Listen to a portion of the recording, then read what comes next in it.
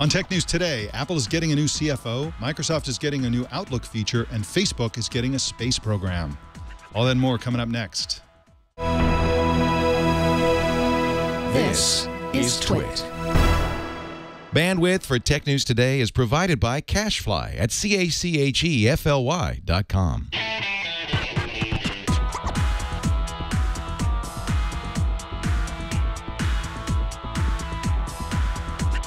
It's Tuesday, March 4th, 2014, and this is Tech News Today.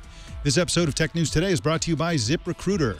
ZipRecruiter makes hiring faster, easier, and cheaper. Post your job to 50-plus job boards with one click. Try ZipRecruiter for a free 4-day trial now at ZipRecruiter.com/TNT. That's ZipRecruiter.com/TNT. And by Squarespace, the all-in-one platform that makes it fast and easy to create your own professional website or online portfolio. For a free 2-week trial and 10% off, go to squarespace.com and use the offer code TNT. Welcome to Tech News Today. I'm Mike Elgin. I'm Jason Howell. On Tech News Today, we explore the most important stories of the day in conversation with the world's leading journalists, although some days like today, we don't really have super important stories. But we certainly do have a great guest co-anchor, who is David Spark, a tech journalist and founder of Spark Media Solutions, a brand journalism company. Welcome.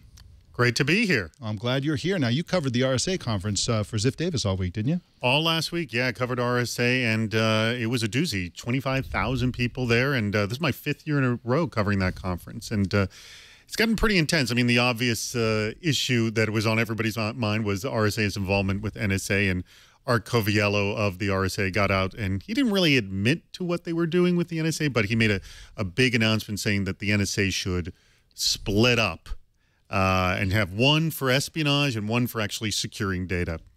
And then the other just big thing is that it's just become really, really hard to secure all our data because it's going everywhere and people don't seem to care, and people in security are having a hard time because they don't have enough funding or people to solve the problem. Well, and it doesn't help when the companies we rely on may be working with the NSA for backdoors and so on. No, and again, it's all unclear. They didn't quite admit it. They said they were our #1 customer, so we gave them what they wanted. Yes. Yes. And so I think the rest of their customers saying, well, give us what we want, which is no cooperation with anybody who would want to crack into your encryption. So we'll be watching that, and we'll see how that goes. But I'll tell you this, I wouldn't want to be him. I wouldn't want to be the guy who has to stand up in front of the RSA conference and address that whole issue. That is not a pleasant speech. Well, the major response, I was sitting there watching, it was like, yeah, he didn't answer it. Yeah, he didn't, because the first thing he said is, I'm going to address the elephant in the room. I know it's on everybody's mind. He came out there, and he did nothing. Elephant still in the room. Well, yeah. Let's get to some other news. Apple CFO and Senior Vice President Peter Oppenheimer will retire at the end of September after 18 years with the company. He'll be replaced by Luca Maestri, who is currently Apple's Vice President of Finance and Corporate Controller. Steve Kovac is a Senior Tech Editor at Business Insider, and he's here with us to talk about this transition. Welcome, Steve. Hey, thanks for having me again. So what kind of a CFO was Peter Oppenheimer? I imagine he's considered kind of a rock star, isn't he? Yeah, and as they mentioned in the press release today, revenue just grew immensely during his tenure. But what I found the most impressive about this news was how they had the succession plan ready to go. As soon as he announced that he's leaving, we have Luca Maestri ready to fill in that gap. And one of the big criticisms of the Tim Cook era, post-Jobs era, has been that Cook hasn't really been able to keep his executive team in line. Forstall was out.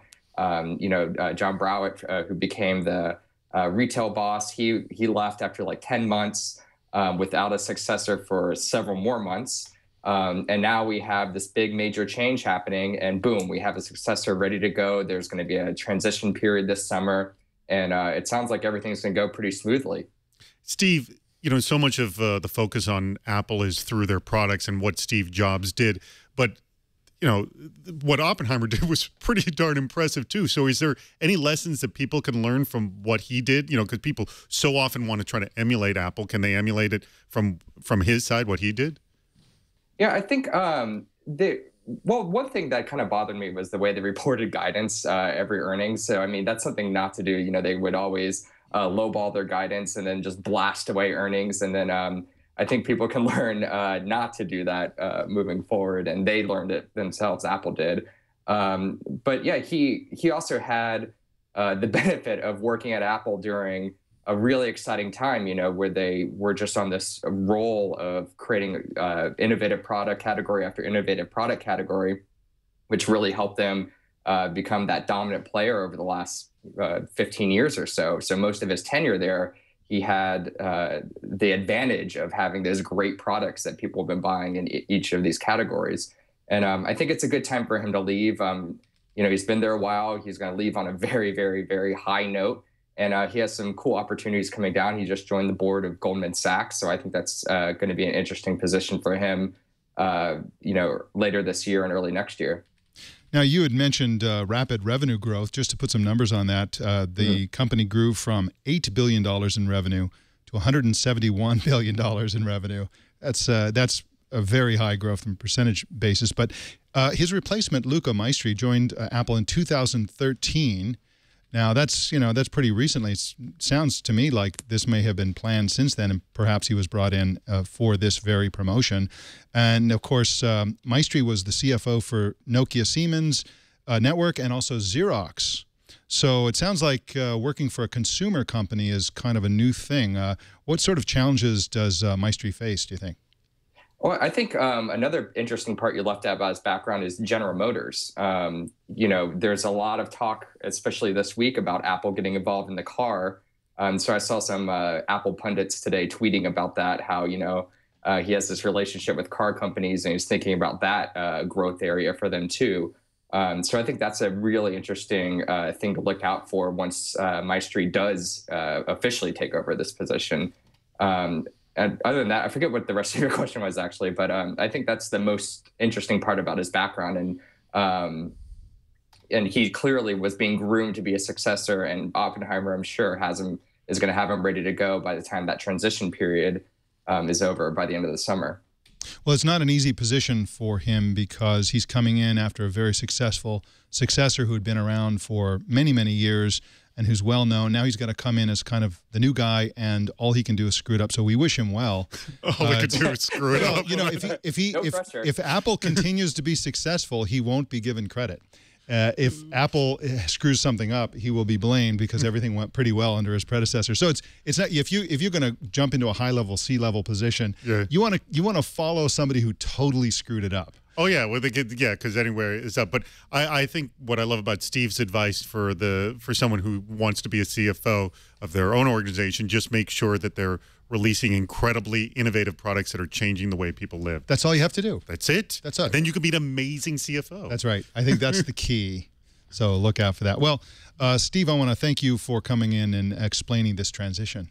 Of course. Thanks for having me. You can find Steve at businessinsider.com and also on Twitter at Steve Kovac, K-O-V-A-C-H. Well, in a sec, I'm going to tell you about Facebook's new space program. Yeah. But first, I want to tell you about ZipRecruiter. If you have a company or if you're a hiring manager, the most important decision you will make is who you hire. You don't want to hire the wrong people. You want to hire the very best people you can. And that's how you succeed, because with a great team, you can accomplish anything, and with a bunch of slackers, you simply cannot. So how does ZipRecruiter help you hire? Well, first of all, you can create a job listing and post it to 50+ job sites all at once with a single click. This is the problem. Job candidates are on so many services, dozens of services out there, and it just takes too long to go around to each and every one of them and interact with each one individually. ZipRecruiter also posts your job listing on social networks like LinkedIn, that's an important one, Facebook, Twitter, and Google+. So a lot of people find jobs and offer jobs on social networks these days, and ZipRecruiter will take care of that part of it for you. You can even customize your presence on ZipRecruiter. You can add your company logo and your company colors to the job pages and make it essentially an extension of your business branding. And you can add unlimited users to your account so you can get other people involved.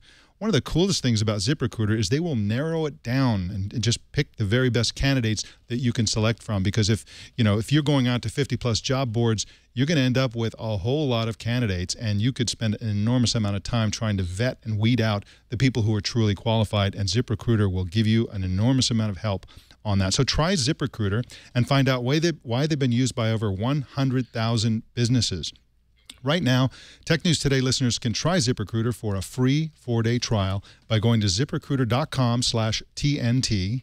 That's ZipRecruiter.com/TNT, and we thank ZipRecruiter for their support of Tech News Today. Well, Facebook is in talks to acquire a drone maker called Titan Aerospace. The company makes drones that can fly on solar power for 5 years without landing. Facebook wants to build 11,000 of the drones to bring internet connectivity to parts of the world that don't have it, according to an article in TechCrunch, which broke the story. The price of the acquisition is said to be $60 million. This is astonishing. You think of drones that can fly for 5 years up in the stratosphere, and that costs just $60 million. A WhatsApp costs $16 or $19 billion. It's the valuation. It's a total bargain. Yeah, it's a complete bargain. I would much rather have the drones, just for the record. Well, there's so many things that you can do with the drones. I mean, there's the fact that you can the drones can be used for all kinds of different communications, for weather stuff. I mean, communications can be the main thing that they want.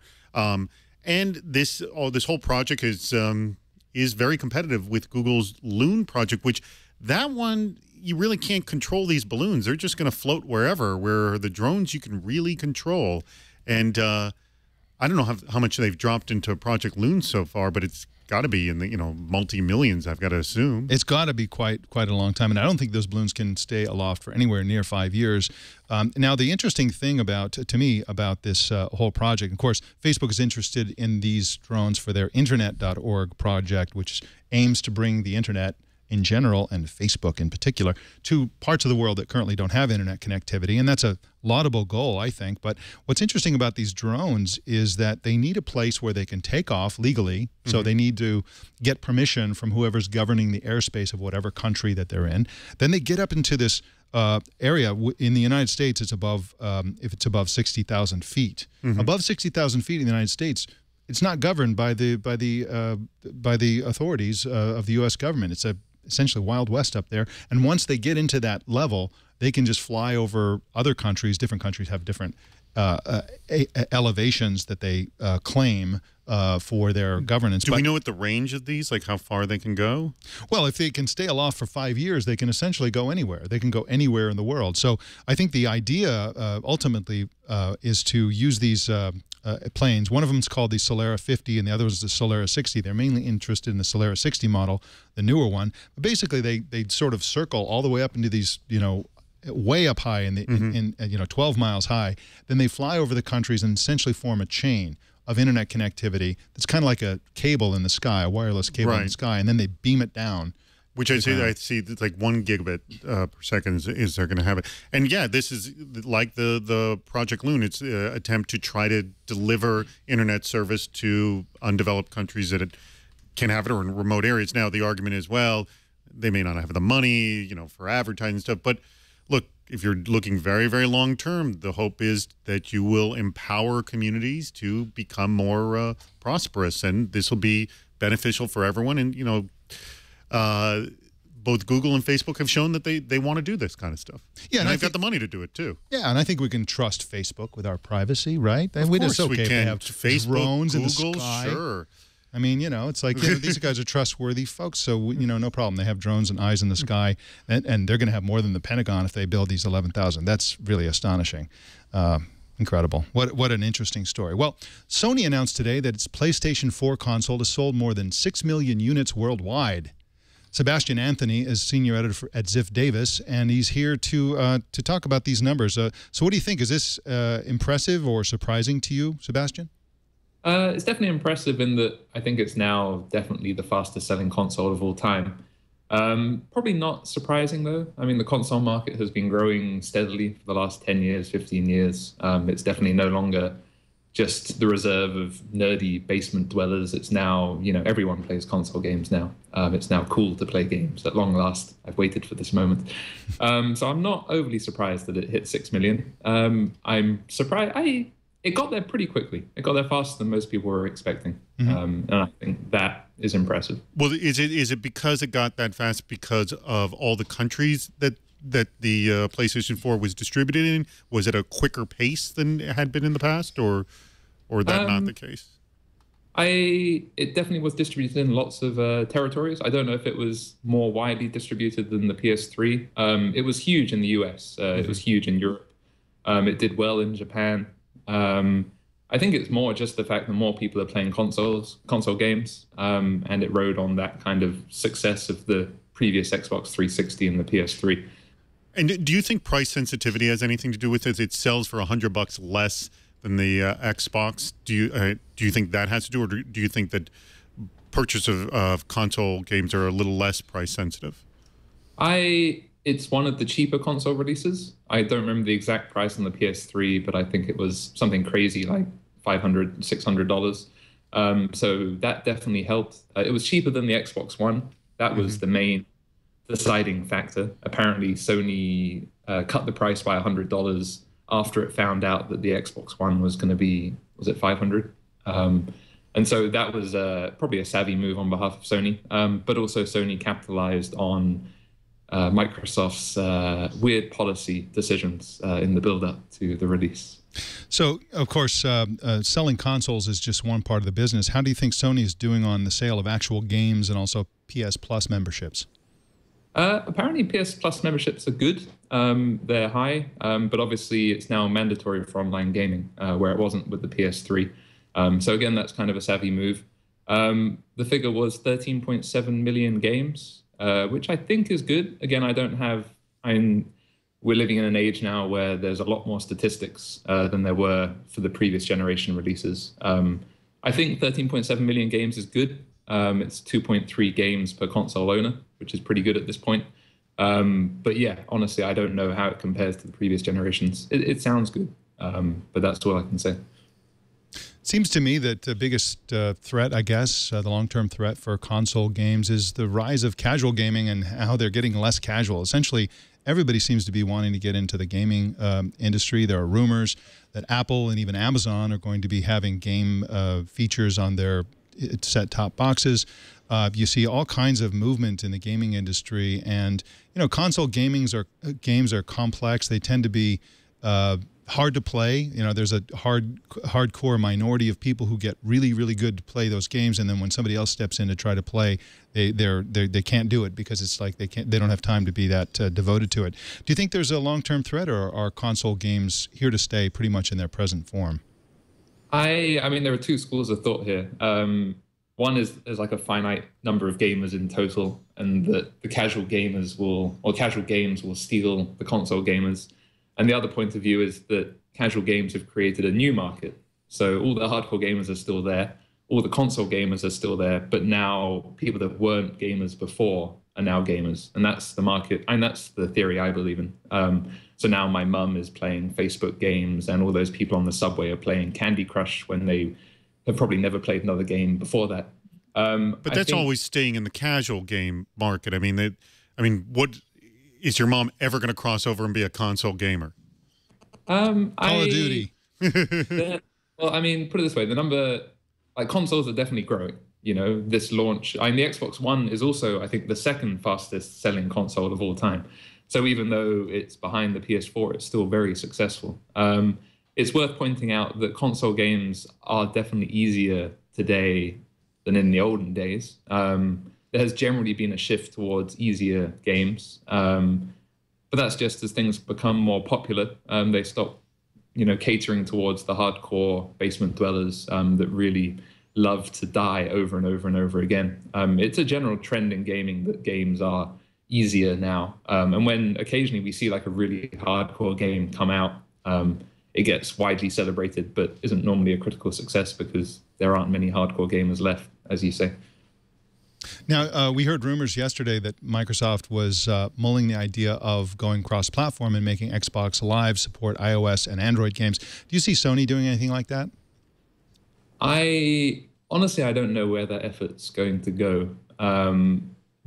It sounds like they want to release some kind of library for games on iOS and Android. iOS and Android already have first-party solutions from Apple and Google. I think it's an interesting idea. I think it will probably go the same way as games for Windows Live, which didn't go anywhere. Yeah, it's an interesting effort. I don't think it will go very far, but we don't know much about it either. I think maybe we'll find out more in April at Microsoft's Build conference. Right. Well, Sebastian, I want to thank you for coming on the show. Cool. Thank you. Thank you. All right, Sebastian. You can find Sebastian at extremetech.com and also on Twitter at Mr. Seb. That's MRSEB. Well, the U.S. Justice Department is siding with TV broadcasters and against Aereo. In a Supreme Court filing yesterday, the Justice Department said Aereo steps on TV copyrights and asked the court to overturn a lower court ruling that found Aereo to be legal. Aereo uses tiny antennas, one per customer, to capture TV from the airwaves and stream it to viewers over the internet. Aereo says they're merely renting TV antennas. TV broadcasters and now the Justice Department say they're selling content without paying the content creators or distributors. What do you think of this? Do you think the Supreme Court is going to uphold or overturn the lower court ruling? I don't think that Aereo is going to survive this one. I mean, look, all the rules and regulations we've seen about rebroadcasting pretty much go to the people who pay the networks to rebroadcast their content. If someone all of a sudden then on top of that decides to rebroadcast it, that really comes off as stealing. And I know a lot of people watching this are like, no, I want my video wherever and whenever I want it. But the way this is work is content is purchased and then redistributed. That is the model right now. It may be broken down over years, but that is today's model. But if you break it down too much, then there won't be any money to actually make the content. But that's not the model. I can put an antenna on my roof, right? Does that still exist, terrestrial TV? I mean, I can put an antenna. People don't do it anymore, but I could, right? I could put an antenna on my roof and get the TV from that and watch it on my TV, and that's perfectly legal. That's been the way TV has been consumed for decades. What's wrong with that? And where's the line? What if I move the antenna to my neighbor's house? What if I move it to the end of the street? Well, this is also the Sling Box was able to do this too, but you were actually, if I understood correctly, you were actually purchasing the content at one time because you were getting it through your cable system. You were just, now that you own it, it's like once you own a piece of content, then you can do anything you want with it. It's different that, Aereo's, we own a piece of content, but then now we're going to resell it to a lot of people after the fact. So that seems where the line is drawn right there. Look, the big other issue is let's just say they were hugely successful. Then they're going to have to bypass the huge sports issues, which is really what's going to happen in all the sports networks and also the sports organizations won't let you rebroadcast their content without their authority as well. So that's never going to happen, or not in any near future that I see.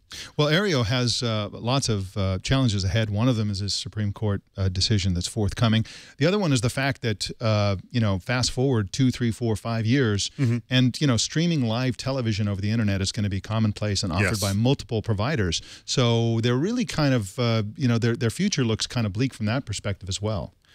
Yeah, I mean, we've seen some examples of blocking territories for, like, wasn't the case with, like, there's certain services, wasn't like Hulu not available in Canada for a period of time? Nothing's available in Canada. Can you unless get you're this really in close Canada? to the border. Any Canadians watching? Oh, you can get this. You can get this show anywhere.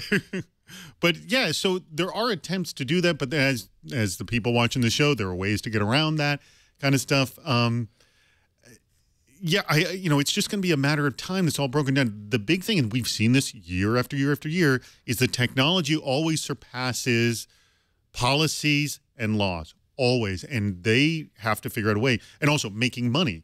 The reason you can't get your content anywhere and everywhere is because the people who want to make money off of it can't necessarily make money off of it when you distribute it everywhere. So as long as they can figure that out, essentially attach $1 to every bit that goes out there, or whatever, a micropayment to every bit that goes out there, then they're happy for it to go everywhere. They want it to go everywhere. Just a few facts about Aereo. Costs up to $12 a month for the service, and it's currently available in only 10 metro areas. They're planning to expand to 10 more metro areas fairly soon. And what I think is kind of one of the funny things about this is that the big four networks, the TV networks last week, said that an Aereo victory in the Supreme Court would essentially, quote, destroy the broadcast industry's business model. But isn't that really what we all want? It's what we want. But again, let me put this huge argument to everyone who's watching who would love to watch Aereo succeed. If it does succeed, then there's no money to produce the content you like. That's the core. You got to understand that sort of chain of command there. So you got to sort of accept, like, hey, I got to pay for this at some time. But, there are other models out there, where people are putting out content via the internet like this and either having an advertiser support it or people, fans just pay for it on a per watch basis kind of a thing. Yeah, I'm kind of old-fashioned. I like to pay for my television through watching advertising. Call me old-fashioned. And you do watch it? You don't DVR it and stream right, buzz right through it all?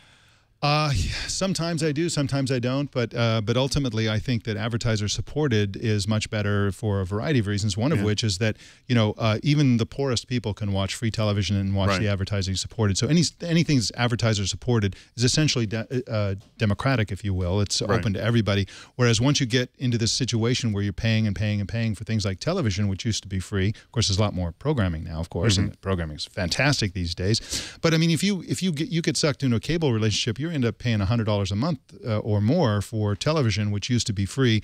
And, not everybody can afford $100 a month for TV. So, no, it's ludicrous. There was a time before cable I paid nothing a month. Right. My family, well, I didn't pay it. My family didn't. Well, there were only 3 channels, and, yes, and you had to true. watch Gilligan's Island reruns and so on. But they should pay you to watch that. But still, advertising, I hope that advertising-supported content is not gone, and that's what you get on the internet. That's what you get when you go to YouTube. But I think that works the best. Just flatly, I can't tell you the advertiser a single television show or a single radio show that I listen to, but I can tell you who all the sponsors are for every podcast I listen to, because that just the retention level is higher. That's why I think advertising this kind of programming is more valid, and you get stronger fans as well. Yeah, absolutely.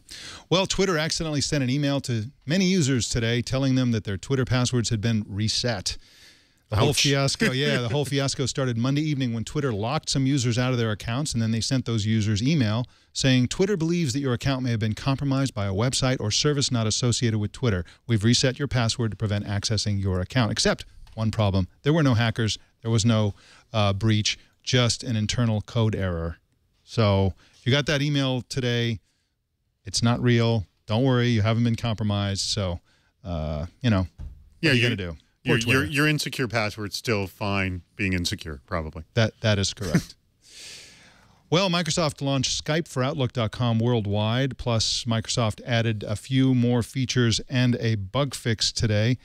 This is cool. This idea of integrating video and phone call type communication into email, something that Google's been doing for a long time, is great. And I think I think with Skype is better. I'm sorry, Skype is a better product than Google Hangouts and the Google Chat. It just is. I get a better quality experience.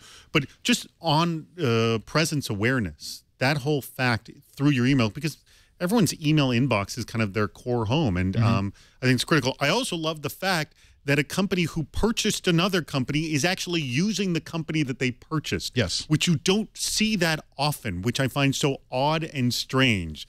Wow, Microsoft's actually using Skype in their products. Yeah, that's awesome. It's a wonderful thing, and I'd have to disagree with you. I think that used to be the case that Skype was better than Hangouts, maybe a year ago. Who knows when the trends? But I think that Skype has been getting less reliable over time, slowly, and Hangouts has been getting more reliable, more high quality. They've added HD quality Hangouts. They have all kinds of cool stuff, like they have a music mode where if you're playing music, they change the audio technology behind it.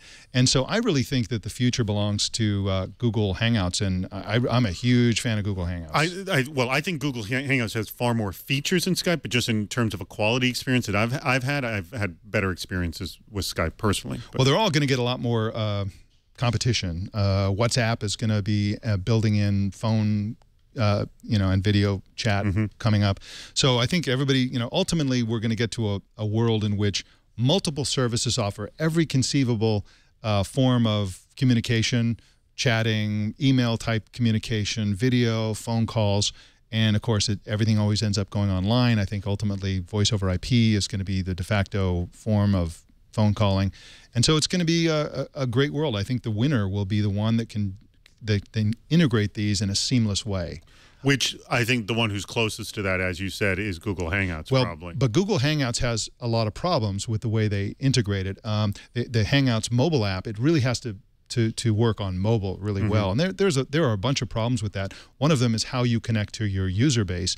The killer app for WhatsApp is the fact that it just connects into your existing contacts database, which is great, because I don't have to go and start a new social network. I don't have to do all this stuff, whereas Google Hangouts defaults to the circles within Google+, and that's problematic because, first of all, you interact with mostly strangers on Google+, right? And I've met some great people on Google Plus, but I'm also getting. You made a face there. You met a lot of weirdos. I get hangout requests in the middle of the night from people I never heard of, and then the people you got a bazillion followers, Mike. That's going to happen. But this could happen to everybody. And when I want to contact somebody through Google Plus Hangouts, they do or don't have an account, or if they do have an account, they're not online. It's kind of problematic. Google needs to get their act together. But I think we're going to get to the point here pretty soon where whoever can integrate it, where I don't have to care if it's IM, I don't have to care if it's SMS. I want seamless integration, and I want the person that I'm contacting to be able to determine for them to be able to change their phone number in my contacts database, for them to determine whether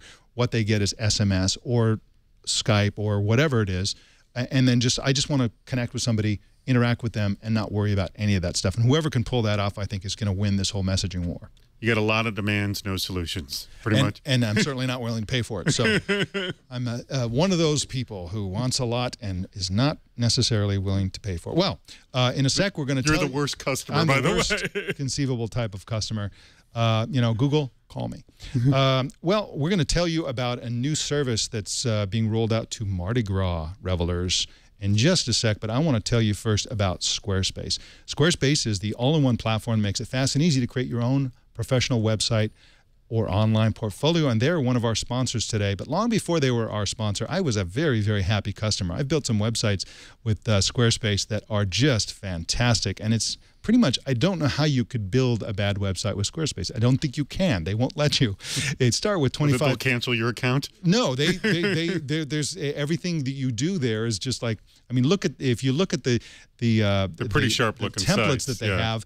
There's no ugly template. Like I've seen so many website templates. They're all over the internet, and they're 99.9% of them are horrible. Squarespace templates are beautifully designed. They have 25 to choose from.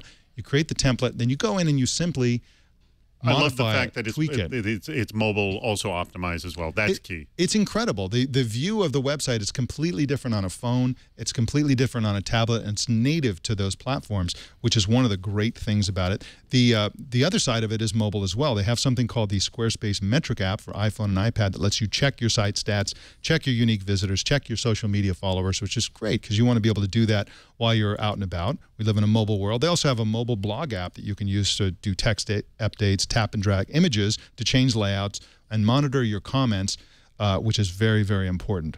They also have a new thing that I really like. It's called the Logo Creator Tool. So if you have a small business and you don't want to go through the hassle and expense of finding and hiring a designer, you can go create your own logo. It's amazing what you can do with this thing because they start with all kinds of shapes and colors, and you can modify it and tweak it until you really like what you've got. And then once you like what you've got, of course, you can trademark it, and that can be your company logo. So it's a very, very powerful thing. And you can check that out by going to blog.squarespace.com. Really, really cool stuff.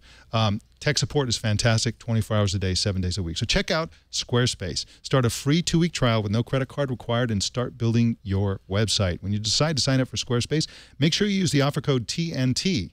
That'll get you 10% off and to show your support for Tech News Today. And we thank Squarespace for their support of this show. And remember that a better web awaits, and it starts with your new Squarespace website. Well, TNT fan Kenny White called us and left us a voicemail about our story that we talked about yesterday where Pizza Hut is testing restaurant tables that have touch screens for ordering pizza. You essentially, if you saw the show, you know that you can sort of like open this thing up. It's all multi-touch, and you can choose the crust and then put the toppings on there, and then you push a button, and it goes off to the kitchen as an order.